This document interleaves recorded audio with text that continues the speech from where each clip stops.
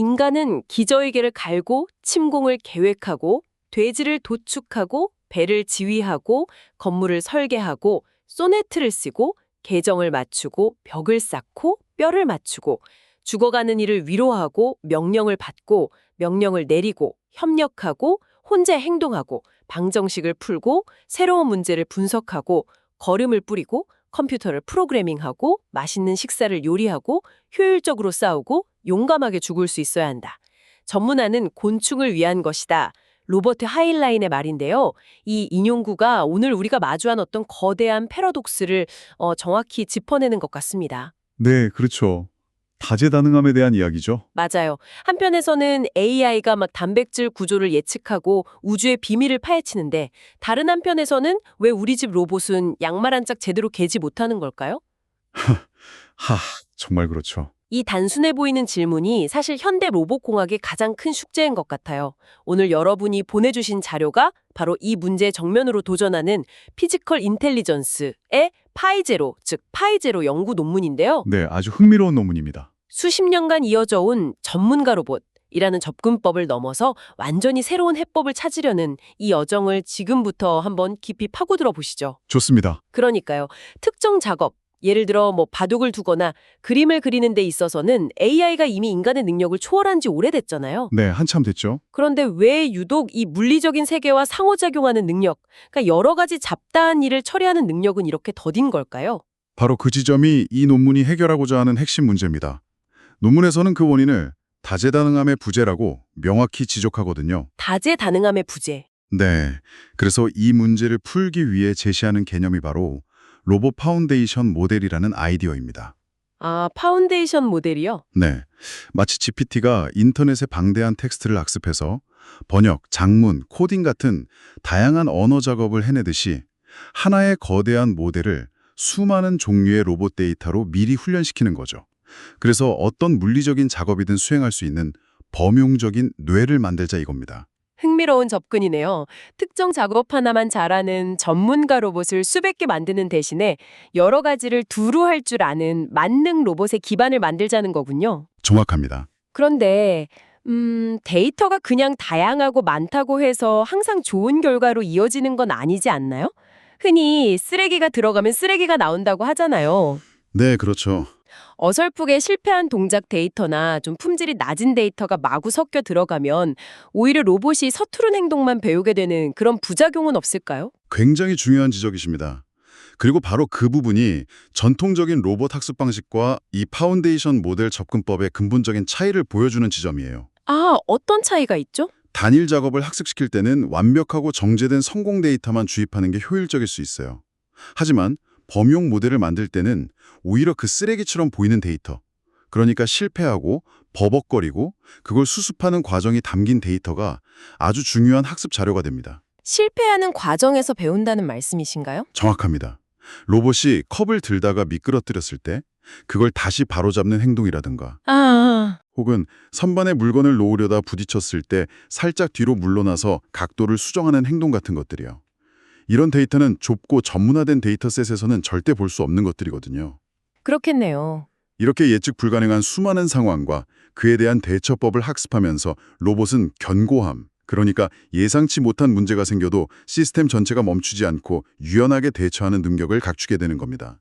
다양한 실패 사례야말로 최고의 교사가 되는 셈이죠. 알겠습니다. 눈으로 보고 언어로 이해하는 것까지는 기존의 비전 언어 모델 VLM의 영역이니까 어느 정도 상상이 가는데 그걸 실제 물리적인 행동으로 바꾸는 게 바로 마법 같은 부분 아닐까요? 네, 그 부분이 핵심이죠. 셔츠의 그 부드러운 옷깃을 잡기 위해서 팔을 얼마나 뻗어야 할지, 손목은 어떤 각도로 얼마나 꺾어야 할지, 그 수많은 연속 동작을 어떻게 그렇게 자연스럽게 만들어내는 거죠? 그 마법의 핵심에 바로 플로우 매칭이라는 기술이 있습니다. 플로우 매칭이요? 네, 아마 이미지 생성 AI에 관심이 있으시다면 확산 모델, 디퓨전 모델이라는 용어는 들어보셨을 텐데요. 아, 네네, 들어봤습니다. 플로우 매칭은 그 확산 모델의 최신 변형 기술이라고 생각하시면 이해가 쉽습니다. 확산 모델의 변형이라면 어떤 점이 다른 건가요? 기존 확산 모델이 무작위 노이즈에서부터 여러 단계를 거쳐서 서서히 이미지를 완성해 나가는 방식이라면 플로우 매칭은 시작점, 그러니까 현재 로봇의 상태에서 목표점, 즉 다음 행동까지 이어지는 최적의 경로를 한 번에 훨씬 더 효율적으로 계상해냅니다. 아, 한 번에요? 네, 이미지 생성처럼 여러 단계를 거쳐 생각할 여유가 없는 로봇에게는 다음 동작을 1초에 수십 번씩 빠르고 정확하게 생성해내는 이 방식이 훨씬 유리한 거죠. 논문에서는 이 기술 덕분에 최대 50Hz, 즉 1초에 50번의 정교한 제어가 가능해졌다고 말합니다. 1초에 50번이요? 와, 그 정도면 정말 인간의 움직임처럼 부드럽고 섬세한 작업이 가능하겠네요. 그렇습니다. 셔츠를 접거나 깨지기 쉬운 계란을 다루는 작업에 필수적인 능력인 거죠. 그러면서도 효율성을 놓치지 않았습니다. 모델 전체가 이 모든 계산을 다 하는 게 아니고요. 아, 그런가요? 내부에 액션 전문가라는 로봇의 상태와 행동 처리에만 특화된 작고 독립적인 모듈을 따로 뒀습니다. 마치 우리 뇌 전체가 팔다리 움직임 하나하나를 전부 관장하는 게 아니라 운동신경에 특화된 손해가 그 역할을 분담하는 것과 아주 유사한 구조죠. 들어보니 이론은 정말 그럴싸합니다. 최고의 재료에 특별한 조리법, 그리고 효율적인 주방 시스템까지 갖췄으니까요. 그런데 이렇게 탄생한 요리가 과연 맛도 있을지? 즉, 이 파이제로 로봇이 실제로 얼마나 똑똑하게 움직이는지 궁금해지는데요. 좋은 비유입니다. 이 요리를 완성하기 위해서는 또 하나의 핵심 과정, 바로 훈련 레시피가 필요합니다. 파이제로는 대규모 언어 모델처럼 2단계 훈련 절차를 따릅니다. 2단계요? 네, 첫 번째 단계는 사전 훈련, 프리트레이닝인데요. 가능한 한 많은 요리책을 읽으면서 요리의 기본 원리와 온갖 재료의 특성을 익히는 과정에 해당합니다. 그 규모가 상상을 초월하더라고요. 무려 10만 시간 분량의 로봇 데이터라고 하던데 여기에는 7가지 다른 종류의 로봇, 그러니까 외팔, 양팔, 바퀴 달린 이동 로봇 같은 애들이 그렇죠. 획득 88가지의 다른 작업을 수행한 데이터가 전부 포함되어 있고요. 심지어 오픈소스 데이터셋에 있는 22종의 다른 로봇 데이터까지 모두 활용했다고 하죠. 이걸 교차 기종 훈련이라고 부르더군요. 네, 크로스 인바디건 트레이닝. 이 과정의 핵심은 일반화된 물리적 직관을 키우는 겁니다. 앞서 말씀드렸듯이 2단계의 데이터는 품질이 좀 들쑥날쑥할 수 있어요. 하지만 바로 그 다양성 덕분에 모델은 특정 로봇이나 특정 작업에 얽매이지 않는 세상이 어떻게 물리적으로 작동하는지에 대한 폭넓은 이해를 얻게 됩니다. 그럼 그렇게 기본기를 다진 다음에는 뭘 하나요? 두 번째 단계인 사후 훈련, 즉 미세 조정으로 넘어갑니다.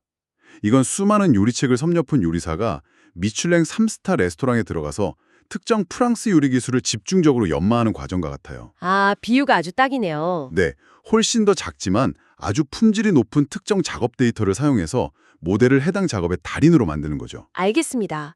그럼 이제 진짜로 맛을 볼 시간인 것 같네요. 이 레시피로 탄생한 파이 제로는 과연 무엇을 할 수 있었나요? 먼저 사전 훈련만 마친, 그러니까 기본기만 다진 상태의 제로샷 성능은 어땠습니까? 결과가 아주 인상적이었습니다.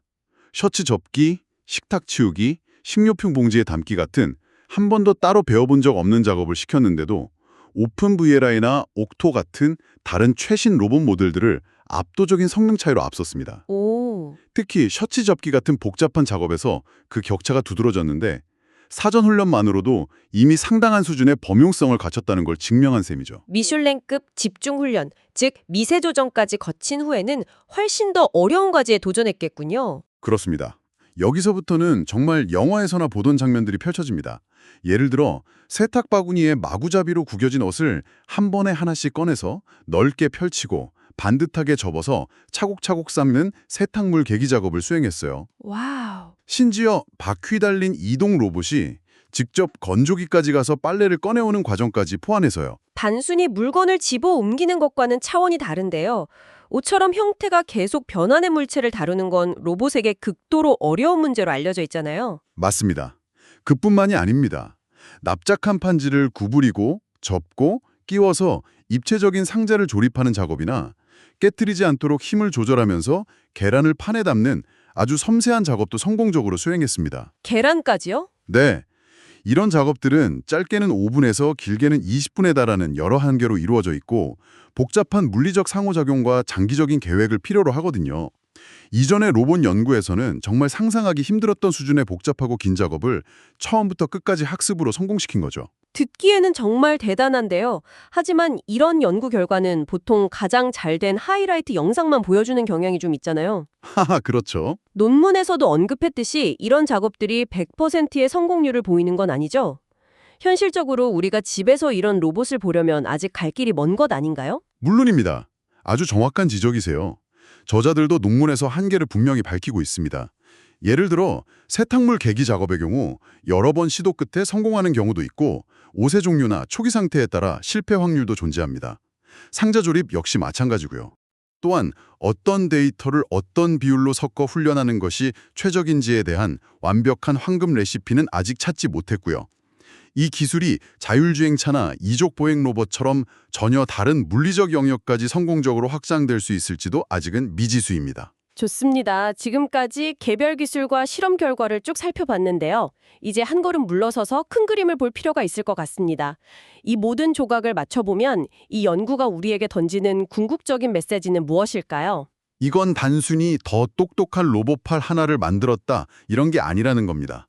로봇을 개발하는 방식 자체에 대한 패러다임의 전환을 제안하는 것에 가깝습니다. 패러다임의 전환이요? 네, 지금까지 우리는 특정 작업을 위한 전문가 로봇을 하나하나 설계하고 프로그래밍하려고 했다면 파이제로는 어떤 몸에든 들어갈 수 있는 하나의 범용적인 뇌를 만들자는 아이디어입니다. 하나의 범용적인 뇌라. 그러니까 이 뇌만 있으면 그게 외팔 로봇이든 바퀴 달린 로봇이든 심지어 미래에 등장할 휴머노이드 로봇이든 그 몸에 맞게 약간의 소프트웨어 미세 조정만 거치면 다양한 작업을 수행할 수 있게 되는 그런 청사진을 제시한 거군요. 바로 그겁니다. 하드웨어, 즉 로봇의 몸과 소프트웨어, 로봇의 뇌의 분리를 가속화하고 로봇 기술 발전의 새로운 길을 열었다고 볼 수 있죠. 그렇군요. 이 연구는 로봇 훈련을 언어 모델 훈련 과정에 아주 절묘하게 비유합니다. 방대한 데이터로 기본기를 쌓는 사전 훈련이 언어 모델의 지식 습득 과정과 같고 그렇죠. 그리고 특정 작업을 잘하도록 다듬는 미세 조정이 사용자의 명령을 잘 따르도록 조정, 즉 얼라이먼트하는 과정과 같다고 말이죠. 네, 그 비유가 로봇 공학에서도 정말로 들어맞는다면 미래에 우리가 로봇에게 식탁 좀 치워줘 라고 말하는 순간은 완전히 새로운 의미를 갖게 될 겁니다. 아, 그건 단순히 하나의 명령을 내리는 것을 넘어서 수천 대의 다른 로봇들이 수만 시간 동안 학습하며 축적해온 방대한 물리적 기술 라이브러리에 접속하는 행위가 될 테니까요. 오늘날 언어 모델에 훈련시킨 인터넷의 텍스트 데이터만큼이나 로봇이 학습하는 물리적 경험 데이터가 방대해지는 세상. 그런 세상에서 우리의 일상과 노동의 의미는 또 어떻게 변하게 될까요? 생각해 볼 만한 질문인 것 같습니다.